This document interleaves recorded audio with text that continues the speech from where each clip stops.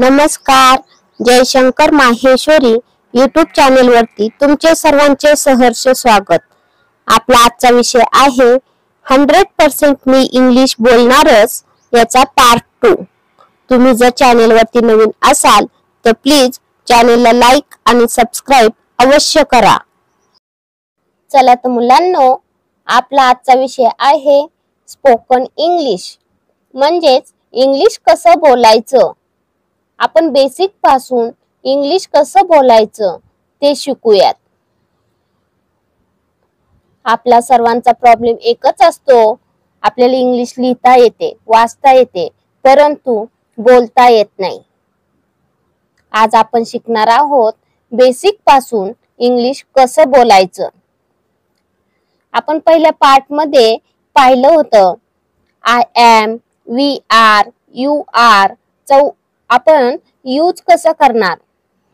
आपण त्याचे भरपूर उदाहरण पाहिले होते, एक्झाम्पल्स पाहिले होते, मराठीतनं इंग्लिश मध्ये ट्रान्सफर केले होते. नंतर इंग्लिश मधनं वाक्य मराठीमध्ये कसं ट्रान्सफर करायचं हे आपण पाहिलं होतं. आय एम मी आहे, मी माझा दर्शवतो. वी आर आम्ही आहोत, आपण आहोत, म्हणजेच अनेक वचन दर्शवतो. यू आर तू आहेस, तुम्ही आहात. यू आर आपण एक वचन आणि अनेक वचन या दोन्हीसाठी वापर करू शकतोस. आय एम चे एक्झाम्पल पाहिलं होतं. I am a student. तेच तुम्ही वी आर मध्ये कसं ट्रान्सलेट करणार. We are students. आणि यू आर मध्ये कसं ट्रान्सलेट करणार. You are a student. हे झालं एक वचन मध्ये. अनेक वचन मध्ये यू आर च कसं ट्रान्सलेट करणार. You are students. फक्त आपण यस जॉईन केलेला आहे.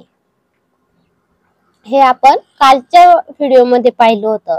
आपण आज पाहणार आहोत he is, she is, it is, they are. हे आपण कसे यूज करू शकतो.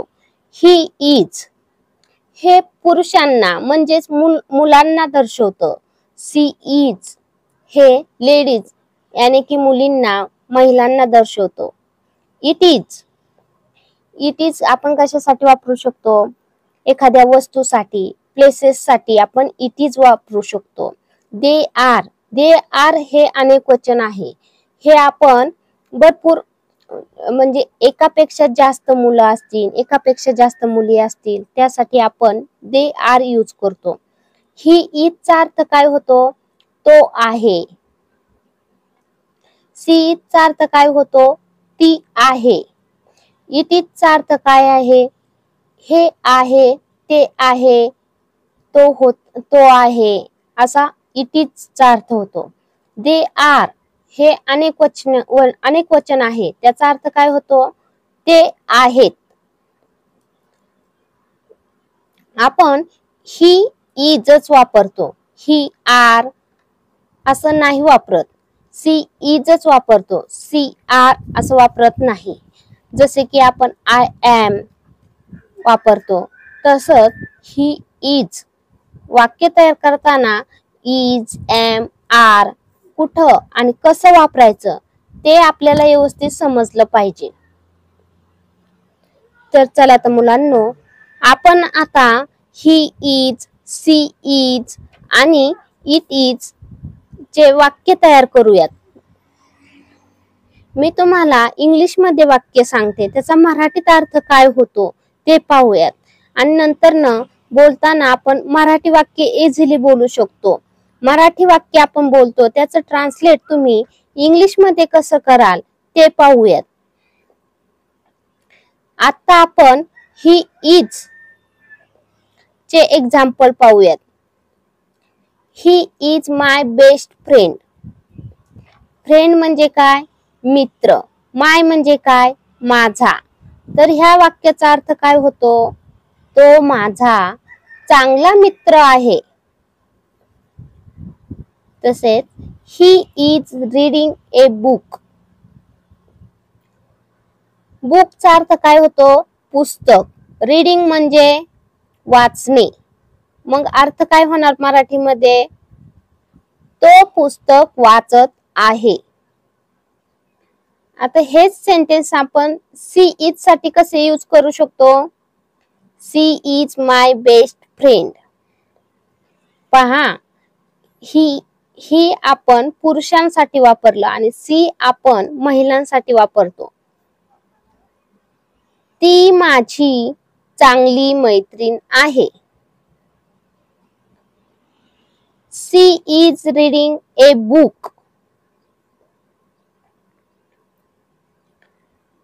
ती पुस्तक वाचत आहे. आता आपण सी इज चे एक्झाम्पल पाहिलेलं आहे. आता आपण पाहूयात दे आर हे अनेक वचन आहे. ते एक्झाम्पल आपण कसं पाहणार? They are watching A movie. ते सर्वजण पिक्चर पाहत आहेत. मूव्ही म्हणजे पिक्चर, वॉचिंग म्हणजे पाहणे. They are fighting. फाईट करणे म्हणजे काय? लढणे, भांडणे.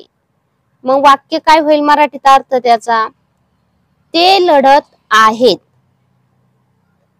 तसेच आपण इट इज चे पाहूयात. It is raining outside. बाहेर पाऊस पडत आहे. रेन म्हणजे काय? पाऊस. आउटसाइड म्हणजे काय? बाहेर. It is a beautiful garden. Beautiful म्हणजे काय? सुंदर. गार्डन म्हणजे काय? बाग. मराठीमध्ये अर्थ काय होणार? ती एक सुंदर बाग आहे. आपल्याला इंग्लिश वाक्य मराठीमध्ये सहज समजतं, परंतु मराठी वाक्य तेच इंग्लिश मध्ये कसं ट्रान्सफर करायचं ते थोडं अवघड जातं. आज आपण त्याचे भरपूर एक्झाम्पल्स पाहूयात. मराठी वाक्य आहे तो डॉक्टर आहे. तुम्ही इंग्लिश मध्ये कसं कराल? तो साठी आपण काय पाहिलं होतं? ही. मग काय होणार? He is a doctor. किती सिंपल आहे ना? तो खूप हुशार आहे. इंग्लिश मध्ये कसं होणार? हुशारला काय म्हणतात? Intelligent. He is very intelligent. Next sentence पाहूयात. तो आज फार आनंदी आहे. तेच इंग्लिश मध्ये कसं कन्वर्ट करतात? आनंदी म्हणजे काय? हॅपी. फार म्हणजे काय? व्हेरी. मग इंग्लिश मध्ये कसं करणार? He is very happy today. Today म्हणजे काय? आज. त्यासाठी इंग्लिश मराठी वर्ड्स तुम्हाला आले पाहिजेत. तो क्रिकेटपटू आहे. इंग्लिश मध्ये कसं करणार? He is a cricketer. तो अभ्यास करतोय.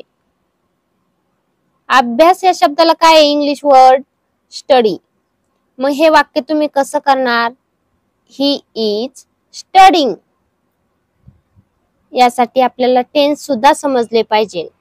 हा चालू काळ आहे. तो माझा चांगला मित्र आहे. He is my good friend. तो गाणं गात आहे.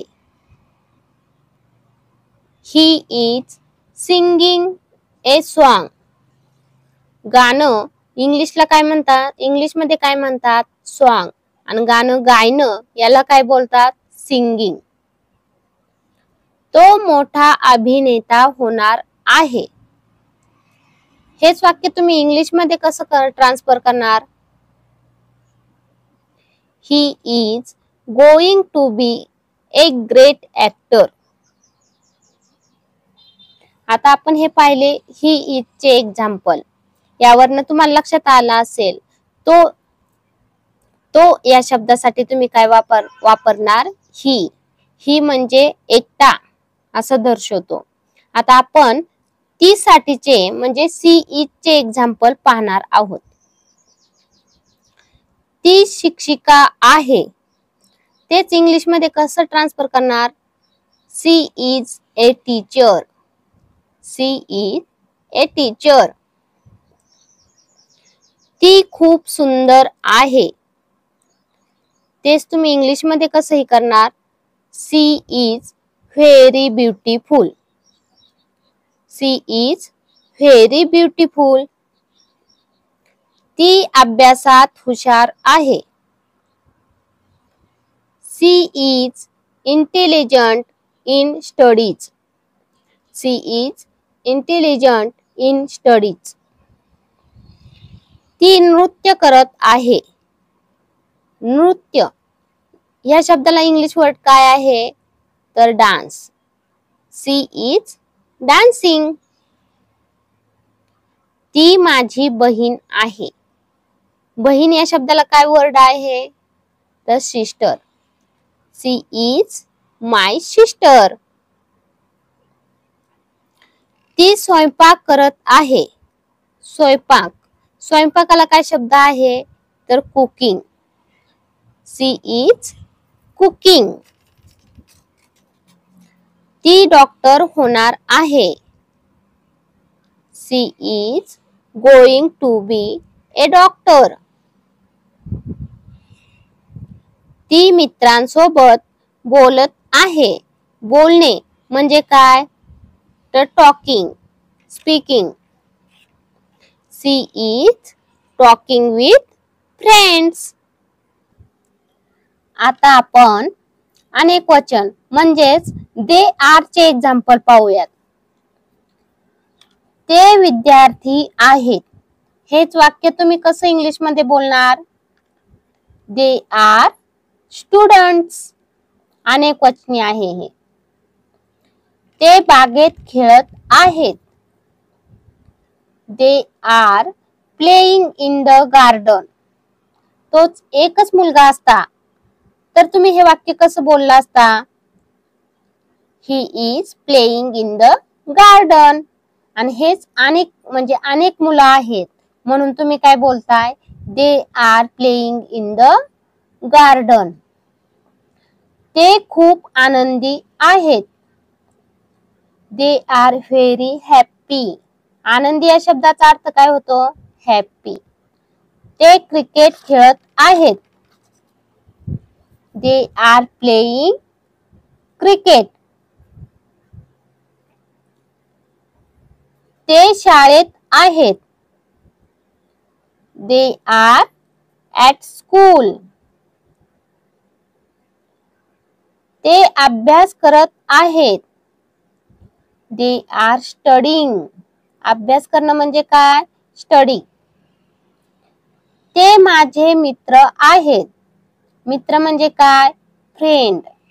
They are my friends. आता आपण एक्झाम्पल पाहूयात. It is. इट इज चा अर्थ काय होतो? हे आहे, ते आहे, तो, ती. यासाठी आपण इट इज वापरतो. हे माझं आवडतं पुस्तक आहे. तेच तुम्ही इंग्लिश मध्ये कसं बोलणार? It is my favourite book. Favourite म्हणजे आवडणे. बुक म्हणजे काय? पुस्तक. हे माझे पेन आहे. It is my pen.